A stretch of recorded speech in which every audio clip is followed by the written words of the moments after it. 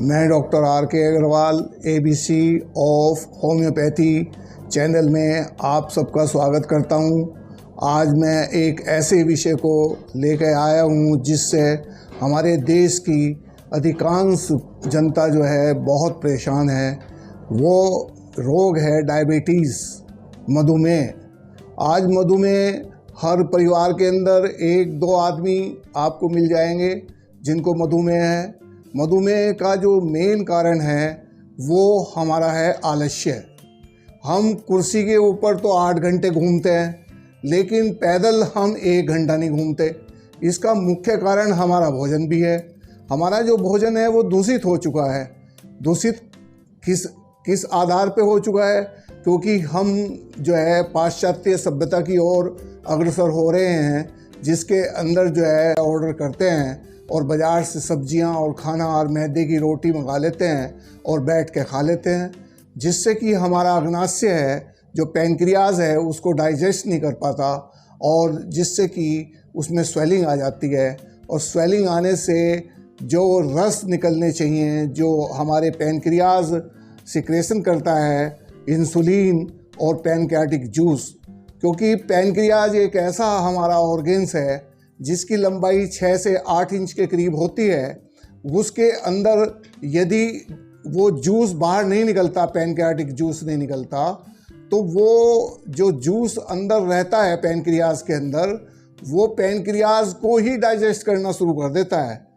वो पैनक्रियाज की जो सेल्स अल्फा और बीटा जो सेल्स हैं उनको वो डाइजेस्ट करना शुरू कर देता है, जिससे कि क्या होता है कि हमारे बीटा सेल्स जो हैं वो किल होने शुरू हो जाते हैं, जिससे कि इंसुलिन बनना कम हो जाता है और हम डायबिटीज़ के मरीज़ रोगी बन जाते हैं। हमारा जो डक्ट है पैनक्रियाज का वो माइक्रो डक्ट है, बहुत बारीक डक्ट है। वो बहुत बारीक डक्ट होने की वजह से उसमें हल्की भी स्वेलिंग आ जाती है, तो उसमें इंसुलिन और पैनक्रियाटिक जूस जो है वो छोटी आंत के ऊपरी हिस्से में जो बाहर निकलती है वो नहीं निकल पाता, जिससे कि जो हम खाना खाते हैं अब उसमें प्रोटीन भी है, उसमें घी तली हुई चीज़ें भी हैं, उसमें मीठा भी है, वो टूटता नहीं है, वो ग्लूकोज में कन्वर्ट नहीं होता। वो शुगर जो है जो कि त्यों हमारे ब्लड में चली जाती है, जिससे कि शुगर की मात्रा बढ़ने लगती है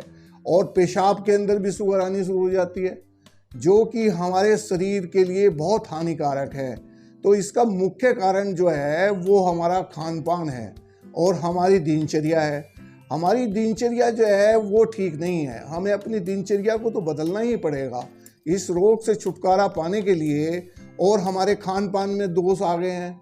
जो हमारी नेचुरल कुछ चीज़ें थी वो हमने छोड़ दी खाने के लिए। अब जैसे स्टार फ्रूट आता था, इमली खानी छोड़ दी हमने। पहले इमली खाते थे। अब जैसे साउथ के अंदर जो है इमली का पानी रसम के नाम से वहाँ पर मिलता है, खाने से पहले वो रसम देते हैं, तो उसमें क्या है, इमली का पानी होता है, धनिया पुदीना काली मिर्च डाल के 1 गिलास वो लोग पीते हैं। उसके पीने से क्या होता है, पैनक्रियाटिक डक्ट जो है और गॉलब्लैडर डक्ट, ये दोनों जो है पड़ोसी हैं, आमने सामने के पड़ोसी हैं।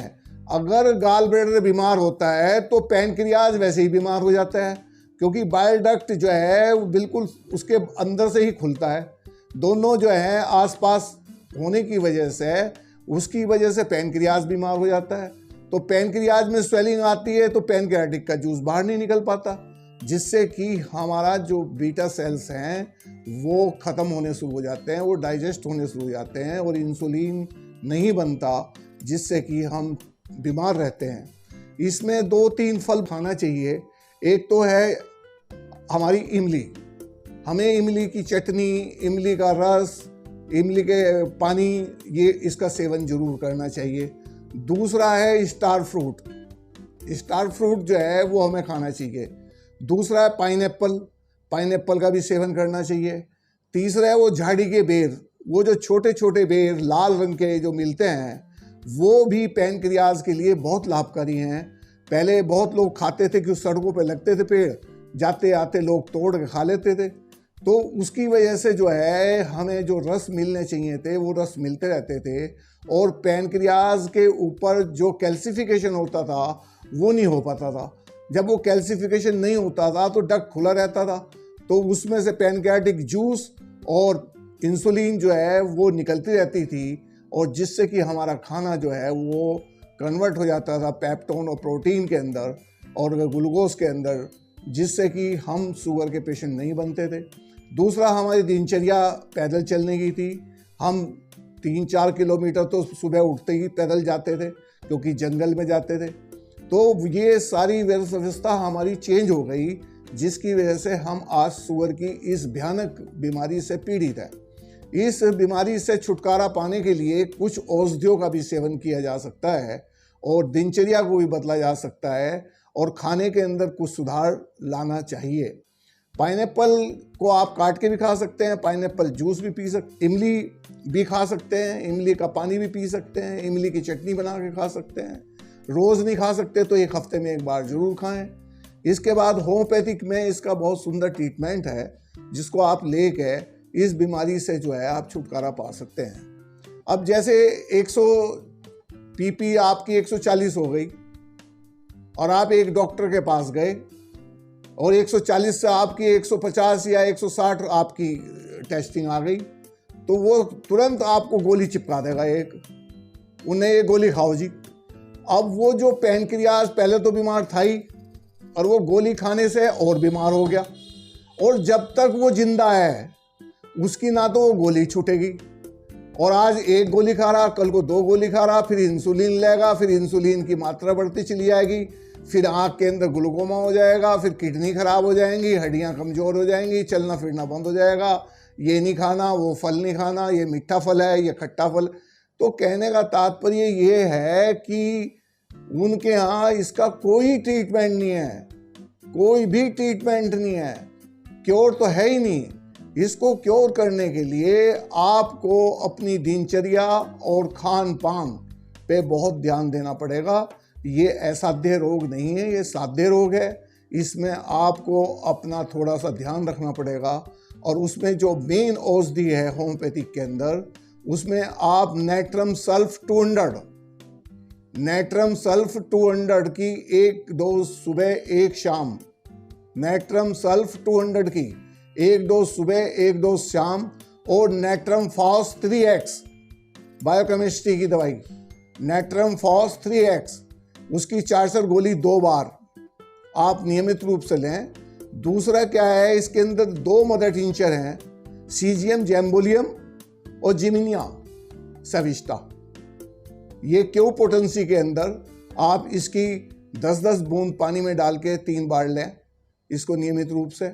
और एक मैं आपको बिल्कुल किचन में मिलने वाली कुछ औषधियाँ हैं जो मैं आपको बता रहा हूँ, वो 4 या 5 औषधि हैं, उनको आप एक चूर्ण बना के एक डब्बे में रख लें, और उसका 1 चम्मच रात को एक कांच के गिलास में भिगो दें, और सुबह खाली पेट उठ के उसको चम्मच से हिला के उसको पी लें। एक तो है गुड़मार,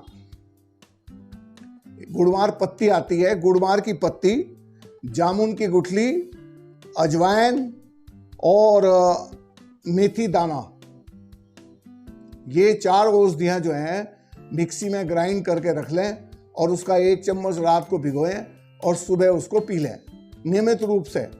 15-20 दिन पिएं, फिर 1-2 दिन छोड़ दें, फिर पी लें, फिर 1 दिन छोड़ के पी लें, फिर 2 दिन छोड़ के पी लें। इस प्रकार से इसका सेवन करते रहें। इस रोग में आपको बहुत लाभ होगा। एक मैं पौधा बता रहा हूँ जो कि आपको नर्सरी से मिल जाएगा, इंसुलिन प्लांट। इंसुलिन प्लांट के नाम से एक गमले में एक पौधा लगा लीजिए, और दिन में किसी भी टाइम, दोपहर को, शाम को, एक पत्ता तोड़ के उसको चबा लें, और इस प्रकार से आप इस रोग से छुटकारा पा सकते हैं। और इसी बीमारी से संबंधित एक रोग है पैनक्रियाटाइटिस। पैनक्रियाज से ही संबंधित एक रोग है पैनक्रियाटाइटिस। अगले एपिसोड में मैं आपको पैनक्रियाटाइटिस के बारे में उसकी पूर्ण जानकारी दूंगा, और पैनक्रियाटाइटिस से आप कैसे छुटकारा पा सकते हैं, और आयुर्वेद में इसका क्या सुंदर ट्रीटमेंट है, और होम्योपैथिक में इसका क्या सुंदर ट्रीटमेंट है, और ये क्यों होता है, ये सारी जानकारी मैं आपको अगली एपिसोड में दूंगा। आज के लिए धन्यवाद, नमस्कार।